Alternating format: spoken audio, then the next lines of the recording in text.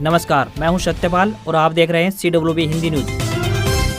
शक संवत 1948 विक्रम संवत 2083 आज चैत्र मास के कृष्ण पक्ष की द्वितीय तिथि और दिन शुक्रवार है। तदनुसार अंग्रेजी तारीख 20 मार्च सन 2026। आज 20 मार्च को विश्व गोरैया दिवस है। गोरैया की घटती आबादी और उनके संरक्षण के लिए हर साल 20 मार्च को यह दिवस मनाया जाता है, जिसकी शुरुआत साल 2010 में हुई थी। इसके अलावा आज अंतर्राष्ट्रीय खुशी दिवस भी है। संयुक्त राष्ट्र द्वारा हर साल 20 मार्च को लोगों के जीवन में खुशी और भलाई के महत्व को बढ़ावा देने के लिए यह दिवस मनाया जाता है। सबसे पहले आज की सुर्खियां। हरियाणा में बारिश से 10 डिग्री तक गिरा तापमान, कई जिलों में बूंदाबांदी, भिवानी में सड़कों पर पानी भरा तो आंधी व ओलों को लेकर अलर्ट जारी। हिसार हरियाणा एग्रीकल्चर यूनिवर्सिटी ने विकसित की सरसों की पहली हाइब्रिड किस्म बम्पर पैदावार के साथ 142 दिन में होगी तैयार, बताएंगे पूरी अपडेट। हरियाणा में गरीबों को मिलेंगे मुफ्त प्लाट, गांव में गरीब परिवारों को दिए जाएंगे 100 वर्ग गज के प्लाट, बताएंगे पूरी खबर। हरियाणा में विवाह रजिस्ट्रेशन प्रक्रिया हुई ऑनलाइन, 2 तरीकों से घर बैठे मिलेगा मैरिज सर्टिफिकेट। मेघालय शिक्षा बोर्ड की तर्ज पर हरियाणा में डिजिटल होगी पढ़ाई, QR कोड स्कैन करते ही सामने होगा प्रश्न का उत्तर। राज्यसभा चुनाव को लेकर निर्दलीय MLA कादियान का बड़ा खुलासा, बताया किसने दिया समर्थन व कौन अपनी बात से मुकरा। हरियाणा में प्राकृतिक खेती करने वाले किसानों के लिए बड़ी खुशखबरी, 5 साल तक मिलेगा सब्सिडी राशि का लाभ। हरियाणा बोर्ड की कक्षा 10वीं व 12वीं की रद्द परीक्षाओं का फिर से होगा आयोजन, सामने आई नई तारीखें। हरियाणा में सस्ती जमीन देकर महंगी लेने का फर्जीवाड़ा होगा खत्म, अदला बदली के लिए लेनी होगी अब मंजूरी। महेंद्रगढ़ के गढ़ी महासर मंदिर में नवरात्र मेला शुरू हुआ, पांडवों की आराधना से जुड़ी है मान्यता, देश भर से पहुंच रहे हैं श्रद्धालु। इग्नू ने एक बार फिर से बढ़ाई रजिस्ट्रेशन की डेडलाइन, अब इस तारीख तक खुली रहेगी विंडो। लगातार 19 घंटे बंद रहेंगे खाटू श्याम मंदिर के कपाट। 19 मार्च को रात्रि 10 बजे से लेकर दिनांक 20 मार्च शाम 5 बजे तक बाबा श्याम प्रभु के दर्शन नहीं होंगे। और जंग के चलते क्रूड महंगा हुआ, लगभग $146 पहुंचा। पेट्रोल डीजल महंगा हो सकता है। यूरोप में गैस की कीमत 30% तक बढ़ी। और अब खबरें विस्तार से।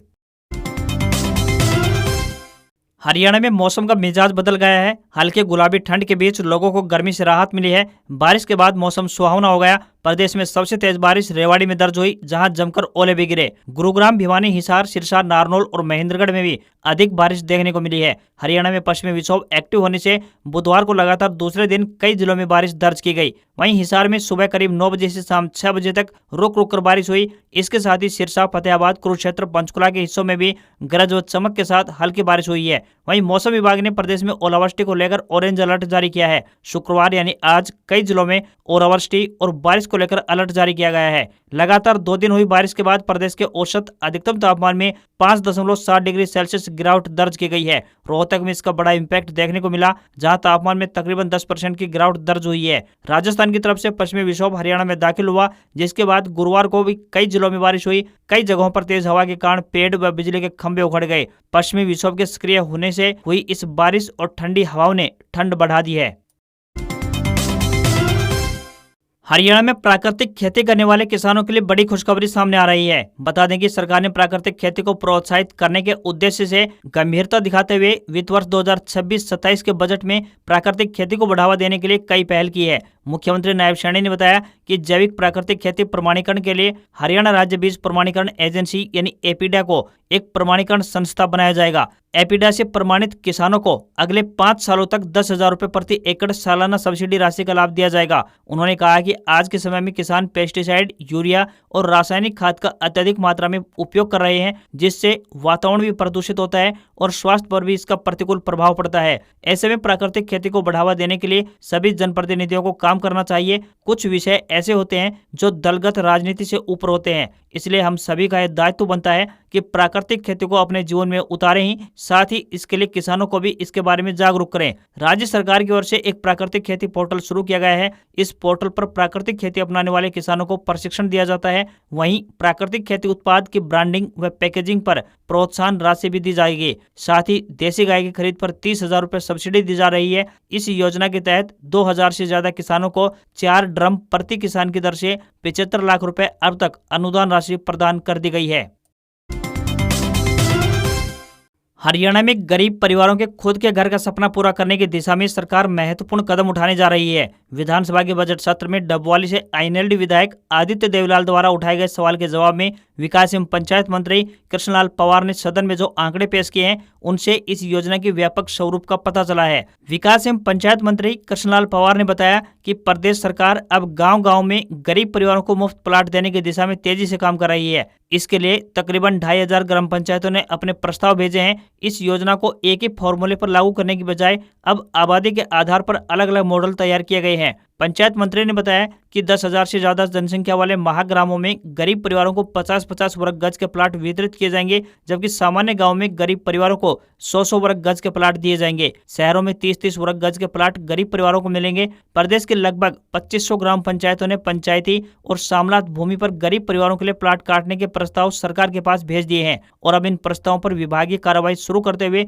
सर्वे करवाया जा रहा है। पंचायत मंत्री ने बताया कि यह सर्वे जमीन की उपलब्धता, पात्र लाभार्थियों की पहचान और स्थानीय जरूरतों को ध्यान में रखते हुए किया जा रहा है। सर्वे के बाद ही अंतिम रूप से प्लाटों को आवंटित किया जाएगा ताकि पारदर्शी तरीके से गरीब परिवारों को इस योजना का लाभ मिल पाए। हरियाणा सहित देश भर के किसानों के लिए एक और अच्छी खबर सामने आई है। बता दें कि हिसार स्थित चौधरी चरण सिंह हरियाणा एग्रीकल्चर यूनिवर्सिटी के कृषि वैज्ञानिकों ने सरसों की अपनी पहली हाइब्रिड किस्म RH2101 विकसित करने में सफलता हासिल की है। यह किस्म न केवल पैदावार के पिछले सभी रिकॉर्ड तोड़ेगी बल्कि खाद्य तेल के मामले में भारत की आत्मनिर्भरता को भी नई उड़ान देगी। यह हाइब्रिड किस्म हरियाणा, पंजाब, दिल्ली, जम्मू और उत्तरी राजस्थान के सिंचित क्षेत्रों में सरसों की पैदावार को बढ़ाने में एक वरदान सिद्ध होगी। इस किस्म को 3 साल के गहन परीक्षण के बाद जारी किया गया है। यह किस्म 28 से लेकर 30 क्विंटल प्रति हेक्टेयर तक औसत पैदावार देगी। पुरानी किस्म RH749 की तुलना में 14.5%, DMH 1 से 11% और प्राइवेट कंपनी हाइब्रिड 45 से 46 की तुलना में 8% अधिक पैदावार देने में सक्षम है। अनुसंधान निदेशक डॉक्टर राजबीर गर्ग ने RH2101 की विशेषताओं की जानकारी देते हुए बताया कि यह किस्म 142 दिन में पककर तैयार हो जाती है और 28 से लेकर 30 क्विंटल प्रति हेक्टेयर तक औसत उपज देती है। इस किस्म में शाखाओं की संख्या अधिक होती है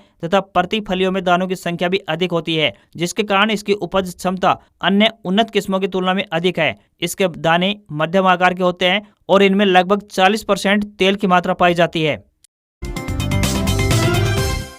हरियाणा विद्यालय शिक्षा बोर्ड यानी HBSC ने नए सत्र से शिक्षा व्यवस्था को आधुनिक बनाने की दिशा में बड़ा कदम उठाया है। दरअसल HBSC अब नए सत्र से स्मार्ट पुस्तकों को लागू करने जा रहा है। यह पहल मेघालय शिक्षा बोर्ड की तर्ज पर शुरू की जा रही है। इन स्मार्ट पुस्तकों में कक्षा 9वीं से 12वीं तक के विद्यार्थियों के लिए प्रत्येक प्रश्न के साथ QR कोड दिया जाएगा। किसी भी प्रश्न को समझने में कठिनाई होने पर छात्र उस QR कोड को स्कैन करके सीधे अपने मोबाइल पर संबंधित पाठ का वीडियो लेक्चर देख सकेंगे। इससे उन्हें शिक्षक पर निर्भर रहने की आवश्यकता कम होगी और वे स्वयं भी पढ़ाई कर सकेंगे। इससे विद्यार्थियों को काफी हद तक सहायता मिलेगी। फिलहाल इन पुस्तकों का प्रकाशन कार्य अंतिम चरण में है। नए सत्र से राष्ट्रीय शिक्षा नीति 2010 के तहत त्रिभाषीय फार्मूला भी लागू होगा। कक्षा 9वीं और 10वीं के छात्रों को हिंदी और अंग्रेजी के साथ साथ संस्कृत, पंजाबी या फिर उर्दू में से किसी भी एक भाषा को पढ़ना होगा। अब छात्रों का मूल्यांकन 5 सब्जेक्ट की बजाय 6 विषयों के आधार पर किया जाएगा। बोर्ड ने प्रदेश के 8 विशेष विद्यालयों में पढ़ रहे मूक बधिर यानी कि सुनने और बोलने में असमर्थ बच्चों के लिए भी अलग पठन पाठन योजना लागू करने का निर्णय लिया है। इन बच्चों को भाषा का चुनाव करने की आजादी होगी। उनके लिए इंडियन साइन लैंग्वेज को पाठ्यक्रम में एक विषय के रूप में शामिल किया जाएगा, जिससे उन्हें पढ़ाई में सुविधा मिल पाएगी। इस तरह हरियाणा विद्यालय शिक्षा बोर्ड डिजिटल और आधुनिक शिक्षा की दिशा में एक बड़ा कदम उठाने जा रहा है। प्रदेश के शहरी क्षेत्रों में अब जमीन की अदला बदली के लिए भी सरकार से मंजूरी लेनी होगी। बता दें कि विधानसभा के बजट सत्र में हरियाणा नगरीय क्षेत्र विकास तथा विनियमन संशोधन विधेयक 2026 पारित किया गया है, जिसके अंतर्गत शहरों से लगते अधिसूचित क्षेत्रों में अवैध कॉलोनियों पर अंकुश लगाने के उद्देश्य से जमीन लेने का फर्जीवाड़ा खत्म करने की दिशा में धारा 7A में संशोधन किया गया है। नए कानून के तहत अब 1 एकड़ से कम भूमि को बदलने के लिए भी नगर एवं ग्राम नियोजन निर्देशक या सक्षम प्राधिकारी से अनुमति लेनी होगी। संशोधित कानून 30 जनवरी से लागू होगा, जिसमें धारा 7A में पट के बाद या विनिमय विलेख शब्द जोड़ा गया है। प्रदेश सरकार के इस फैसले से सस्ती जमीन देकर महंगी जमीन लेने के फर्जीवाड़े पर रोक लगाने में मदद मिलेगी। हरियाणा में विद्यार्थियों के लिए जरूरी अपडेट सामने आ रही है। बता दें कि हरियाणा विद्यालय शिक्षा बोर्ड ने 10वीं और 12वीं कक्षा की रद्द परीक्षाओं के लिए नई तारीखों की घोषणा कर दी है। अब 10वीं कक्षा के रद्द विषयों की परीक्षा 25 मार्च को आयोजित की जाएगी, जबकि 12वीं की कक्षा रद्द हुई परीक्षाएं 30 और 31 मार्च को होंगी। इन सभी परीक्षाओं का समय दोपहर 12:30 बजे से लेकर शाम को 3:30 बजे तक रहेगा। परीक्षा में शामिल होने वाले विद्यार्थियों को निर्देश दिया गया है कि वे कम से कम आधा घंटे पहले यानी 12 बजे तक परीक्षा केंद्र पर पहुंच जाएं। इसके बाद प्रवेश नहीं दिया जाएगा। जिन विषयों की परीक्षा पहले रद्द हो गई थी, उन्हें अब नए निर्धारित परीक्षा केंद्रों पर आयोजित किया जाएगा। बोर्ड अध्यक्ष डॉक्टर पवन कुमार ने बताया कि जिला चरखी दादरी के परीक्षा केंद्र राजकीय कन्या वरिष्ठ माध्यमिक विद्यालय रानीला की गणित विषय की 26 फरवरी की रद्द हुई परीक्षा अब राजकीय कन्या वरिष्ठ माध्यमिक विद्यालय काठमंडी चरखी दादरी में आयोजित होगी। वहीं जींद के परीक्षा केंद्र PSPM वरिष्ठ माध्यमिक विद्यालय झमोला की 28 फरवरी को रद्द हुई हिंदी परीक्षा अब राजकीय कन्या वरिष्ठ माध्यमिक विद्यालय जुलाना में 25 मार्च को आयोजित होगी। झज्जर के परीक्षा केंद्र राजकीय वरिष्ठ माध्यमिक विद्यालय लडरावन की इतिहास और जीव विज्ञान विषय की 6 मार्च को रद्द हुई परीक्षा अब राजकीय कन्या वरिष्ठ माध्यमिक विद्यालय झज्जर में आयोजित होगी। वहीं 12वीं की परीक्षा के रद्द विषयों को पुनः परीक्षा 30 और 31 मार्च को आयोजित होगी। इसके लिए चरखी दादरी के परीक्षा केंद्र राजकीय कन्या वरिष्ठ माध्यमिक विद्यालय बाडड़ा पर हुई रसायन विज्ञान की परीक्षा 30 मार्च और कंप्यूटर साइंस की परीक्षा 31 मार्च को आयोजित होने जा रही है। हरियाणा में राज्यसभा की 2 सीटों पर हुए चुनाव में क्रॉस वोटिंग के बाद हर रोज नए घटनाक्रम सामने आ रहे हैं। बीजेपी समर्थित निर्दलीय प्रत्याशी सतीश नांदल को राज्यसभा चुनाव के रण में उतारने वाले 3 निर्दलीय विधायकों में से गन्नौर विधानसभा क्षेत्र से विधायक देवेंद्र कादियान ने इस संबंध में एक बड़ा खुलासा करते हुए इंडियन नेशनल लोकदल पार्टी यानी INLD पर बड़े आरोप जड़े हैं। निर्दलीय विधायक देवेंद्र कादियान ने कहा कि राज्यसभा चुनाव को लेकर INLD ने हमारे साथ धोखा किया है। इनेलो प्रमुख अभय चौटाला ने राज्यसभा चुनाव में निर्दलीय प्रत्याशी सतीश नांदल को अपना समर्थन देने का भरोसा दिलाया था। सतीश नांदल को सिर्फ 1 वोट कम मिला है। यदि INLD के दोनों विधायक यानी अर्जुन चौटाला और आदित्य देवीलाल के वोट भी सतीश नांदल को मिलते तो वह चुनाव जीत जाते और कांग्रेस की निश्चित हार होती। देवेंद्र कादियान ने बड़ा खुलासा करते हुए कहा कि निर्दलीय प्रत्याशी सतीश नांदल का नामांकन पत्र दाखिल कराने वाले 5 विधायक थे, जिनमें तीनों हम निर्दलीय और दोनों INLD के विधायक अर्जुन चौटाला और आदित्य देवीलाल शामिल थे। फिर न जाने क्यों इनेलो पार्टी के विधायक अपनी बात से पलट गए। क्रॉस वोटिंग के सवाल पर देवेंद्र कादियान ने कहा कि ऐसा करने वाले 5 विधायक कौन कौन से हैं यह पूरा हरियाणा जान चुका है। उन्होंने स्वीकार करते हुए कहा कि हम लोग इन 5 विधायकों के पास वोट मांगने गए थे और उन्होंने निर्दलीय प्रत्याशी सतीश नांदल के पक्ष में मतदान भी किया। हरियाणा विधानसभा के बजट सत्र पर सफलतापूर्वक आयोजन संपन्न हुआ, जिसमें 13 दिन तक लगभग 55 घंटे विभिन्न मुद्दों पर चर्चा हुई। बजट सत्र की समाप्ति के बाद प्रेस कॉन्फ्रेंस को संबोधित करते हुए मुख्यमंत्री नायब सैनी ने बताया कि सत्र में 3 महत्वपूर्ण प्रस्ताव सर्वसम्मति से पारित किए गए। इनमें आवासन बोर्ड को भंग करने, सफाई कर्मचारी नियोजन एवं शुष्क शौचालय निर्माण अधिनियम 1993 के निरसन तथा GST से जुड़े टैक्स ढांचे में संशोधन शामिल है। हरियाणा पुलिस अधिनियम 2007 को संशोधित करने के लिए हरियाणा पुलिस संशोधन विधेयक 2026 पारित किया गया है। हरियाणा नगरीय क्षेत्र विकास तथा विनियमन अधिनियम 1975 को संशोधित करने के लिए हरियाणा नगरीय क्षेत्र विकास तथा विनियमन विधेयक 2026 भी पारित किया गया है। यह अधिनियम हरियाणा नगरीय क्षेत्र विकास तथा विनियमन अधिनियम 2026 कहा जाएगा तथा 30 जनवरी 2026 से लागू हुआ समझा जाएगा।